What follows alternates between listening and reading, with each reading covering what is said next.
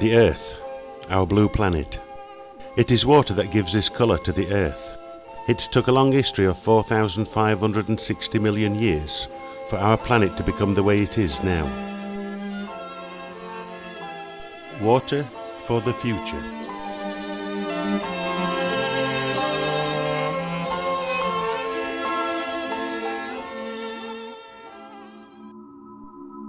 Two main factors determine the dynamics of the Earth: the energy of the Sun and inner heat of the Earth, which is released during decomposition of radioactive elements in its entrails.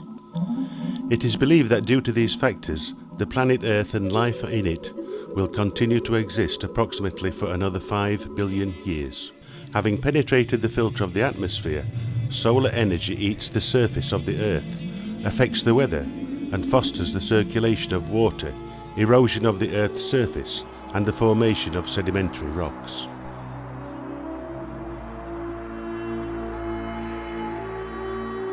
As a result of reactions that take place in the core of the Earth, and due to the force of gravity, rocks slide and merge, convection currents are formed, and thus the surface of the Earth moves. Volcanoes erupt, earthquakes occur, mountains rise, ocean cavities sink, and a new crust of Earth is formed, full of mineral deposits so necessary for human beings. The planet Earth was born 4.5 billion years ago. The constantly changing ball of fire gradually cooled down. At first there was no atmosphere around it.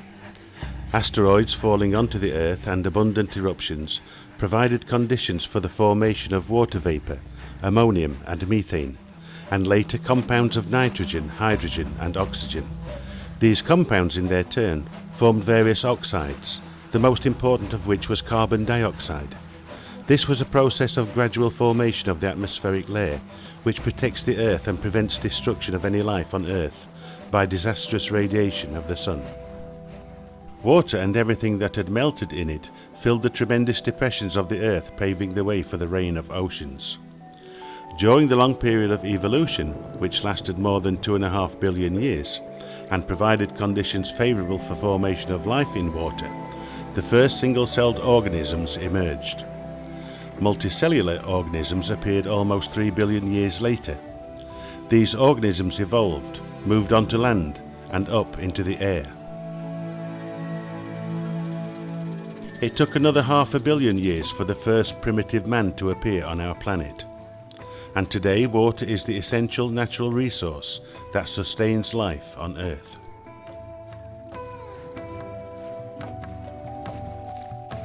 No form of life would survive without water.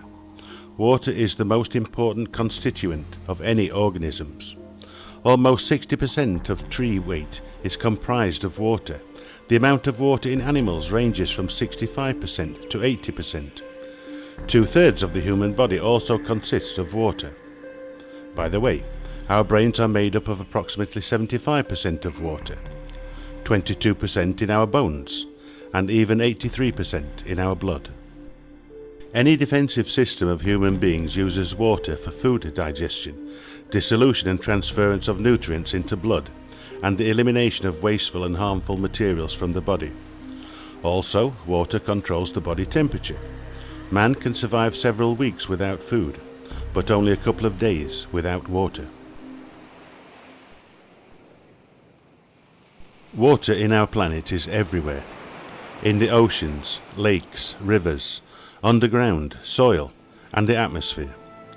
It takes up to 71% of the Earth's surface. It is due to the abundance of water that astronauts see the Earth from outer space as the blue planet. 95% of its water is contained in the oceans and seas. The remaining 5% is fresh water, but 4% is contained in the glaciers of both poles. Accordingly, we have only 1% of fresh water of rivers, lakes and atmosphere and soil. Only 0.03% of water is easily accessible to man. This tiny part is all fresh surface water and groundwater that can be reached by means of our current technical facilities. A certain amount of fresh water also accumulates in the atmosphere and clouds. However, mankind would use this up in just 10 days.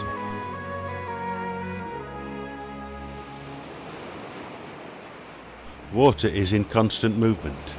Snow that falls, as well as a surplus of rain, form small and large lakes, seas and oceans.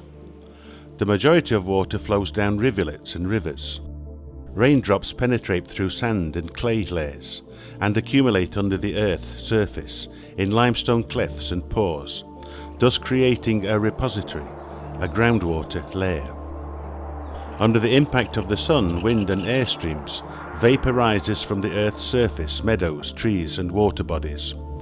More than 350 cubic kilometres of water evaporate each day from the land, rivers, lakes, seas and oceans in our planet, forming clouds, temporary storages of water. Water in clouds is continuously looking for particles in combination with which it falls down in the form of rain or snow, and then starts a new cycle of water. This closed cycle is called the natural hydrological cycle. Though the annual amount of precipitation in the form of rain and snow is sufficient, the distribution of it in the entire surface of the Earth differs. In some parts of our planet, precipitation is very heavy. The consequences of showers and hurricanes tend to be more and more catastrophic. As a result, severe floods devastate houses, bridges, roads, arable fields and crops, and take thousands of human lives. During recent years, natural calamities have been frequent guests in Lithuania as well. Hundreds of houses, farmsteads, vast areas of crops were flooded. The financial losses of people who survived the disasters amount to millions.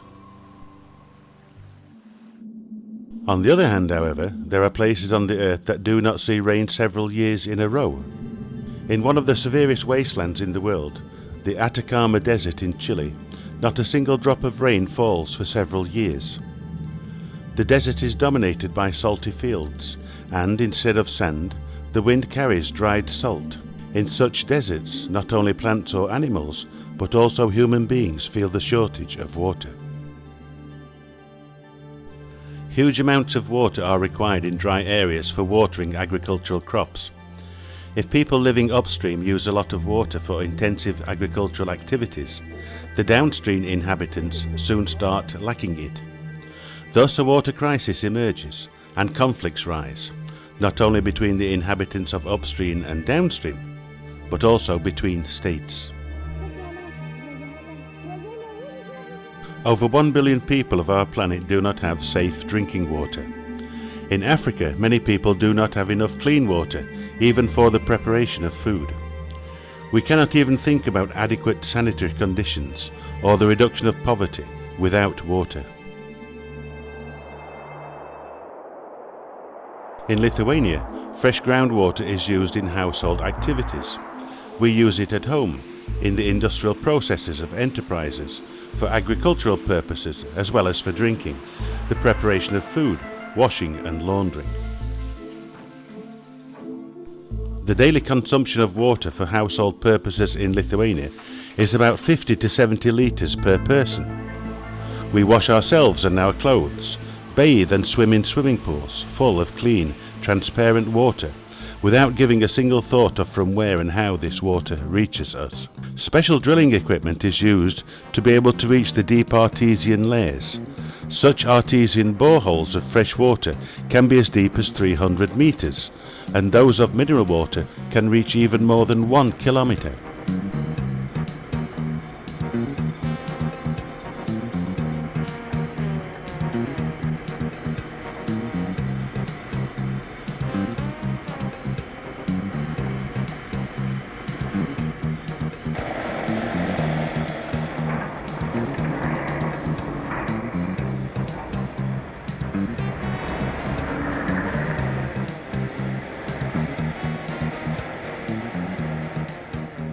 Water, lifted with the help of pumps, is sent to various water reservoirs.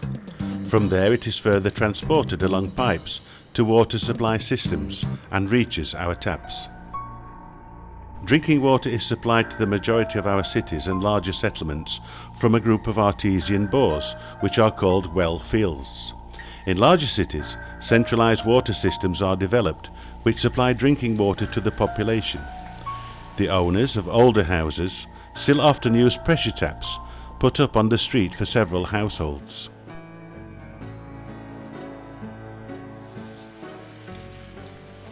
From a chemical point of view, water is a simple compound of oxygen and hydrogen. At the same time, however, it is a universal solvent. People have learned to use this quality in thousands of ways, and so the demand for water, both in household and industrial activities, is huge. We cannot imagine our life without water, but at the same time we pollute it. Some of the pollutants dissolve in water. Meanwhile, other parts of various undissolved waste, together with water, are discharged into sewers. The water becomes heavy, changes its colour and taste, and acquires a bad smell. The water, which was recently crystal clear, is now called wastewater. Wastewater must be cleaned. Therefore, polluted water is directed along sewerage pipes to water treatment facilities. The pollution of water is easy, but its treatment is a very expensive and long process. Let's follow the route of water in a complex wastewater treatment facility. First of all, water goes through mechanical filters, which catch larger pieces of waste.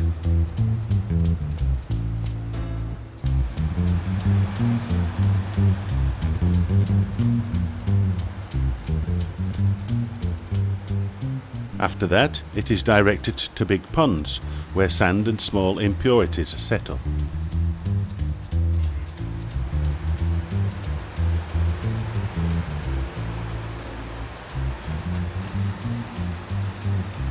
Then the water is introduced into aeration tanks, where oxygen is added to the water. Huge air pumps blow in air to mix with the water. Meanwhile, live bacteria break down organic pollutants, and even oil. However, if any hazardous chemical materials happen to be mixed with the wastewater, the chemicals destroy the useful bacteria and the water is not properly treated. Consequently, the process lasts longer, as new bacteria need to be grown, and inadequately treated water has to be returned to the aeration tanks again. From the aeration tanks, the water moves to the final sedimentation ponds, where it settles and the sediment sludge is removed.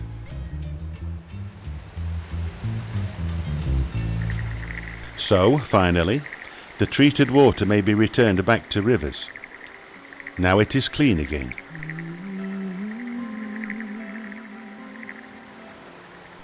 Lithuania is a marine country. Its sandy beaches are washed by the Baltic Sea. Due to the enclosed nature and slow water circulation, and according to its size and the amount of water, the Baltic Sea is considered to be a small sea, and thus it is very sensitive to any intrusion by man. 9 industrial states are located around the Baltic Sea. 200 rivers flow into this sea, including the largest in Lithuania, the Nemunas, which reaches the Baltic Sea through the Curonian Lagoon. The Nemunas, like rivers of other countries, such as the Daugava, Odra, Narva and the Neva, conveys poorly treated wastewater. In addition to municipal, agricultural and industrial waste, a large number of oil and war industry products have entered the Baltic Sea. According to environmentalist calculations, the annual amount of oil products entering the Baltic Sea reaches 2,000 tons. Oil rapidly spreads out over the surface of the sea and inflicts great harm to living organisms. After the Second World War, many containers with dozens of tons of poisonous materials were sank into the Baltic Sea. As a result of corrosion of these tanks, all the toxic materials that are dangerous to human health could get into the water. This would be a huge ecological disaster. Today, the pollution of the Baltic Sea has become a global problem. It is one of the most polluted seas in the world. The accession of Lithuania to the European Union brought along more funds for environmental protection. Therefore, in the future, it is hoped that our country will also be able to contribute to the solution of the ecological problems of the Baltic Sea. From ancient times, Lithuanians respected and worshipped water, built settlements close to water bodies, used water for personal hygiene and the treatment of diseases, or spent their leisure time beside water. For hundreds of years, underground springs used to be the main resources of drinking water for our ancestors. However, they are not visible and are difficult to access. Knowing this secret, people used to dig wells. A well is a simple artificial cavity in the earth, only part of which is filled with groundwater without any pressure. Unfortunately, such shallow wells are easily polluted. Sometimes people, without giving too much thought, dig wells next to farmsteads where cattle are kept, or close to fields which are sprayed with fertilizers, or farms or fuel tanks. Though water from wells looks clean and tasty, very often it is contaminated with bacteria and nitrates, so it is very dangerous to drink and use such water for food preparation. Bacteria can be destroyed using mechanical, biological treatment techniques, whereas nitrates cannot be removed at all. In the human body, drinking water contaminated with nitrates can lead to serious health disorders. Unfortunately, up to 55% of wells dug in Lithuania are polluted with nitrates and bacteria. Many Lithuanian villages, settlements, and even towns do not have adequate treatment facilities. Pollution with household waste, intensive agricultural activities, industrialization and urbanization result in the discharge of a large number of pollutants to the environment and water systems. These pollutants eventually enter rivers and groundwater bodies. The price of water pollution is immense. Such water cannot be used for drinking, bathing or fishing. The treatment of polluted water and pollution control lag behind the pollution itself, which results in rapid deterioration of the quality of surface water and groundwater. One of the most dangerous things is to pollute groundwater, as we do not notice such pollution immediately. It is almost impossible to clean polluted groundwater to its natural level. Due to the careless and negligent industrial activities of man, certain underground layers of water have become accumulators of oil products. Groundwater travels along underground channels naturally. It is completely unclear where and when on the surface or somewhere under the water, maybe even on the bottom of the sea, new stinking springheads will open up. The heavy burden of polluted water falls on the shoulders and consciousness of each and every one of us. Today, clean water in many European countries is regarded as a gift of God. Accordingly, nothing is being done to protect and to preserve it. It is not surprising that even at the beginning of the third millennium, many people still suffer from diseases typical of the Middle Ages, such as cholera, dysentery, and hepatitis. Many people suffer a shortage of clean water and even elementary sanitary conditions. 16%, almost 140 million people, from approximately 877 million inhabitants of Europe and Central Asia, do not have water supply pipes. 10%, 85 million, do not have necessary sanitary conditions.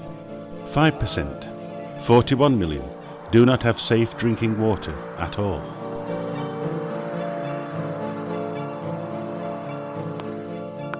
Water resources in many countries are simply not saved.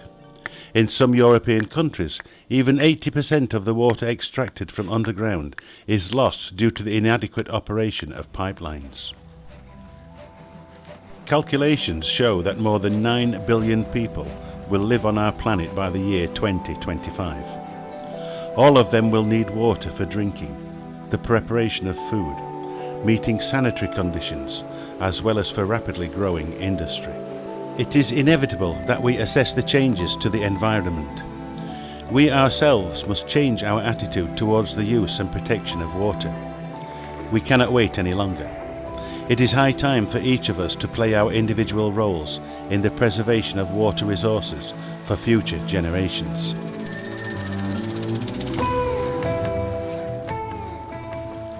In the meantime, nature, more and more suffering from adverse human activities, continues its uninterruptible cycle of life. The sun keeps shining, the rain continues to fall, rivers flow, and trees grow.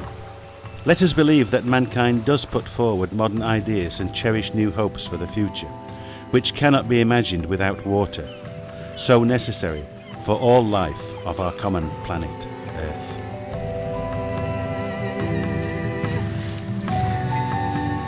Thank you for the financial support. Project realized by. Music chosen by. Consultant. Author and director. Cameraman. Editing director. Sound director. Graphics. Producer. English text by Ken Basford. From the series In Nature.